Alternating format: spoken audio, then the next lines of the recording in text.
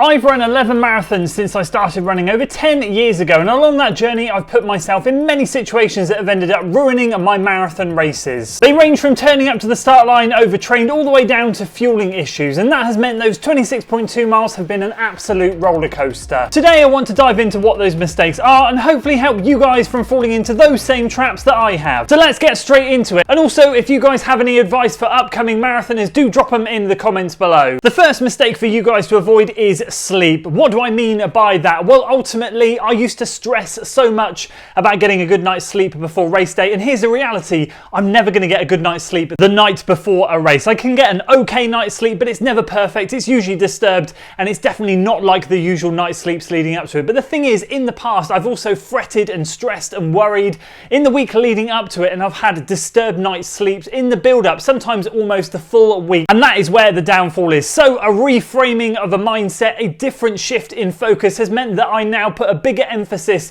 on getting better night's sleep midweek. I have done all the prep that I can, I've done all the work that I can, so I can go to bed with a lot less stress and anxiety than I have done in the past. And so now I focus on getting a good night's sleep Monday through Friday, and then accept that on the Saturday night things aren't going to be great. The second trap to avoid and fall into is a big change in diet. This has been again a massive game changer since I stopped doing what I used to do many years ago. So what did I used to do? Well, I used to think that I just needed carbs in the build up to the race. So for the full week leading up to it, and then I squeezed it down to sort of like 5 days out, I just focused on getting big bowls of pasta in, lots of rice, lots of potatoes, and really not too much else for dinner, and I neglected everything else. And that big change in diet, something different for my body to deal with, just meant that I felt absolutely rubbish, really sluggish. And I'll be honest with you, if you've ever eaten a lot of carbs days in a row, you'll often find that you wake up the next day and you start to feel really sluggish as you get up. You don't quite have that pep in your step, and it really does feel completely different, and your stomach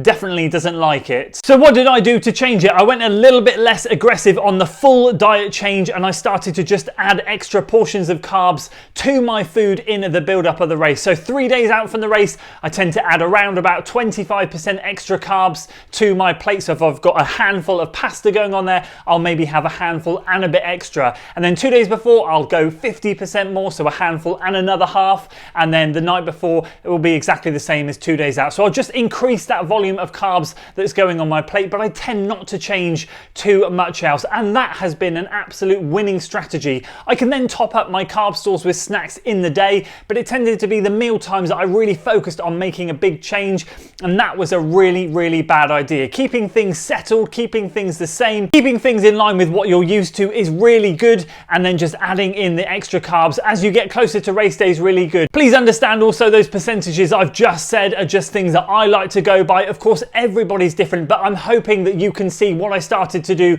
3 days out is just to add a little bit more each day as I build up to race day, rather than a massive shift in the week leading up to it. The third thing to avoid is any last minute changes. Don't allow yourself to plant any seeds of doubt into your mind. Try and get everything sorted early on in your training block, or at least halfway, or if not, a few weeks before the race. Why is that? Because when things get tough in the race, your mind drifts to the things that it can find excuses for. And if you've swapped your shoes out, if you've swapped your kit, it's going to be telling you, oh, you're starting to not feel very good because you've changed those race shoes last minute. All those shorts don't feel quite right because you swapped them out. You're not using your normal training shoes.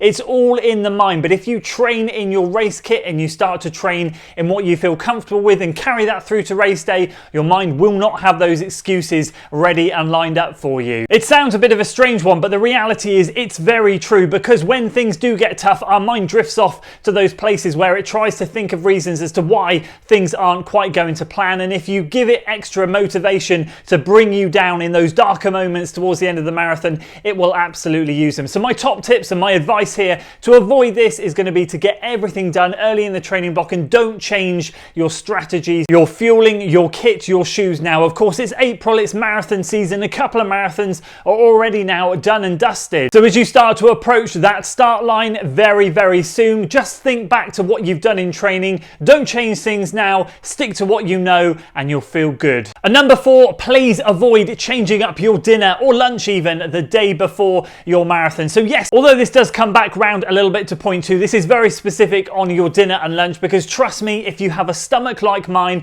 and I'm very jealous of all of you guys out there who can go and have takeaways or eat whatever you want the day before a race, I am not like that, and I know there's a lot of us out there that are also not like that. I need to make sure that I have my tried and tested food the day before the race, and there are ways to get around it, because I know a lot of us have to travel to races. I know a lot of us can stay at home. That's great. If you're staying at home, don't try anything new. You've done it in practice, you've done it before your long runs, you do it in the weekdays, whatever it is. Stick with it. Don't try anything new. Don't think, oh, this has more carbs in it than this, I'm going to switch things up. Just for the moment, stick with what you've got, and then next training block, start experimenting with other things. Now is not the time. If you're traveling to a race, find a way to get the food there. When I went to Spain recently, I made sure I took gluten-free pasta within my suitcase. That came out with me because I knew I might struggle to find it in Spain, and lo and behold, I couldn't find any in the local shops before the race. It wasn't until after the race, when I went to a bigger supermarket, that I could actually find some. So that was brilliant. And of course, I've also traveled up recently and stayed in a hotel the night before a race, and I have cooked my dinner the morning of the travel, taken it up with me and had my usual dinner up there. Yes, it saved me a load of money from eating out, and I didn't want to go out and have a load of oily foods, a load of stomach issues. That is just not here. Why lose the discipline the day before the race? We've trained hard, all the hay is in the barn. Why would we just want to throw it away at this last minute? So hold that discipline for one more day. You can pig out after the marathon. Number 5, please try and avoid turning up to your race overtrained. It's way more important to be 1% undercooked than 1% overcooked. It's great to be a little bit fresher and maybe not quite as sharp if you've been a bit overcautious than going over the edge. This is more for the experienced marathon runners, and I feel like we get to this situation, and I have been here personally, where we followed a traditional taper, or we followed some beginner training plan, and the taper we have felt potentially has been too easy, and we've turned up to race day feeling super fresh, and we feel like we could have maybe pushed it a little bit more. And so the next training block, we might try and extend our sessions a bit more. We might do a bit more closer to race day, and that can end up resulting in being a little bit overtrained. From speaking to athletes and speaking to other runners, that tends to be how these things happen. Also, we can often turn up and go, are we just using this marathon for training or a training run, or I'm not too bothered about this race. But the ultimate reality is we have 26.2 miles to cover. There is no getting around that. If your legs are cooked from early doors, you are going to be in a world of pain later in the race. And this is where I'm going to call for your comments down below, because I'd love to hear how you have found getting to the start line in that perfect condition, because trust me, everybody is different. For me, hardest long run 3 weeks out, 2 weeks out, I can still do the same length long run. I could still do a really decent long run. However, intensity is right down. It's more of a steady, longer effort with some shorter intervals in it. So I can still cover good ground, just the intensity is down. In the 2 to 1 weeks out, I can bring my session down 75%-ish of volume. So if I'd have done a 12k midweek session in weeks 3 to 2 out, then in weeks 2 to 1 out, I could do like a 9k session. That often sets me in good stead, and my long run can often be around 60% of what it was on the peak week 3 weeks out. And then in race week, I just end up doing a small session, and other than that, keep things really very much easy and moderate with strides. That for me has been a sweet spot. I know other people like to do a bit more, and I know other people like to do a lot less. So do drop a comment below and let me and everyone else know your taper strategy. And number 6, please do your best to not lose your discipline on race day. I can say this from experience. It's only been the last 2 or 3 marathons that I've actually held my discipline, and I'm starting to understand the reasons as to why we start off in a bit more of a conservative mode. We rock up to race day, we're feeling fresh if we haven't overtrained, we're well fueled, we are ready and raring to go. It is so easy to fly off that start line a little bit quicker than we have planned, a few seconds a K or a few seconds a mile faster than what we originally planned to do, in order to bank some time because we feel good. Trust me, I do the strategy of banking time, potentially in like a 5k race or maybe even a 10k race. Sometimes my first mile can be the fastest. However, that does not work in a marathon, and you will pay the price come mile 20 or even sooner. I have paid the price as early as mile 14 in the past, and it has been a horrific last 12 miles, trust me.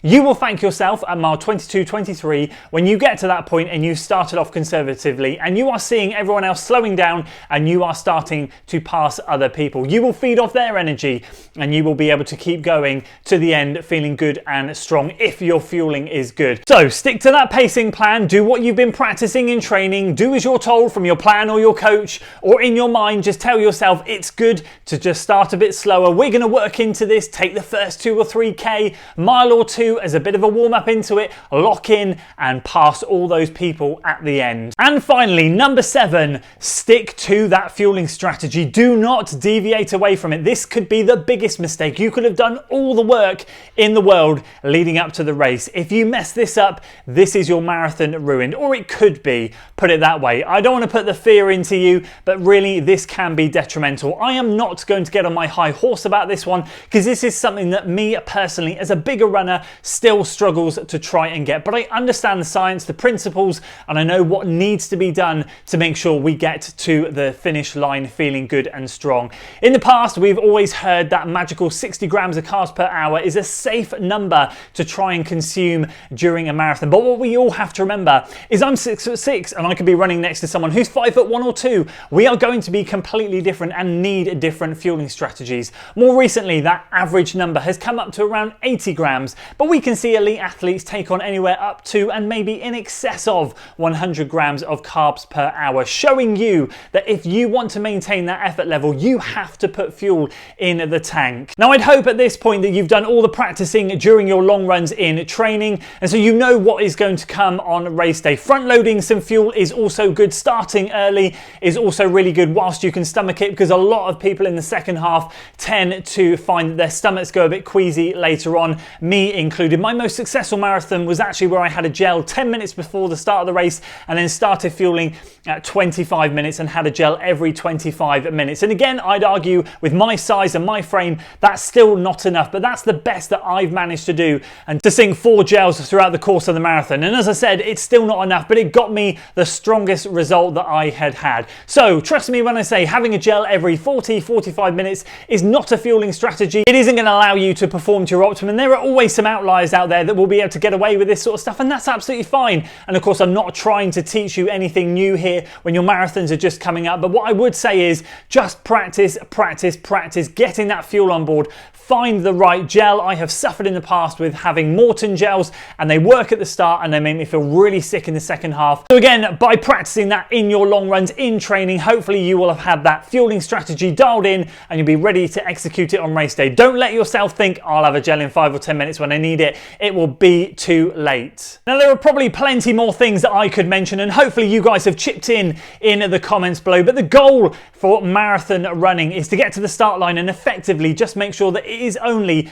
external factors like the weather that can be an issue to your race, that could maybe cause you to change your pacing strategies or change the way that you race. You want to be in a position where you are on that start line feeling good, fit, fresh and ready to go with a good fueling strategy in kit you've trained in the shoes that you enjoy, having got as much sleep as you can during the week, have fueled well and are just in general feeling really good. But as I said, if I have missed anything really important that you guys think should be added, please do drop that comment below. It'd be great to hear from you down there. And if you enjoyed this video, guys, I'll make sure I leave a link to this one up here. These are some tips to help you get faster in your running that will stop you slowing yourself down. That will really help. And of course, I'll leave a video down here as well for tips to avoid when you are following a training plan. I'll see you guys over on one of those.